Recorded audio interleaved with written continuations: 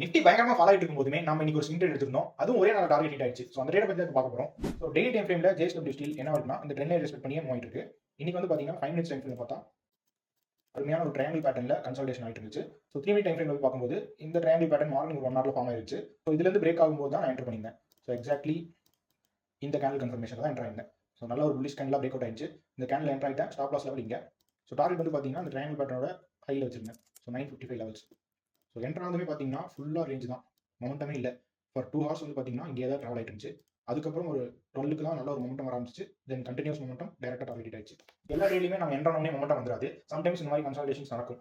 நாம எப்பவுமே ட்ரேட் பிளான ஃபாலோ பண்ணி தான் ட்ரேட் பண்ணணும். நான் எஸ்எல் ரெஸ்பெக்ட் பண்ணனால தான் இந்த ட்ரேட்ல நல்லா ப்ராஃபிட் புக் பண்ண முடிஞ்சு. அவசரப்பட்டு நீங்க எக்ஸிட் ஆயிருந்தேன் அப்படின்னா இந்த ப்ராஃபிட் எனக்கு கிடைச்சிருக்காது. ஸோ இந்த ட்ரேடோட பிஎன் அட்டாச் பண்றேன், நீங்க செக் பண்ணிக்கோங்க. இந்த ட்ரேடோட ஃபுல் அனாலிசிஸ் வீடியோ வந்து யூடியூப்ல போட்டுருக்கோம், செக் பண்ணி பாருங்க. நீங்க ட்ரேடிங் லேர்ன் பண்ணிட்டு இருக்கீங்க அப்படின்னா இந்த வீடியோ உங்களுக்கு கண்டிப்பாக ஹெல்ப்ஃபுல்லா இருந்திருக்கும். ஏதாவது டவுட் இருந்தாலும் கமெண்ட்ல சொல்லுங்க, அதுக்கு நான் கைடன்ஸ் சொல்லி தரேன்.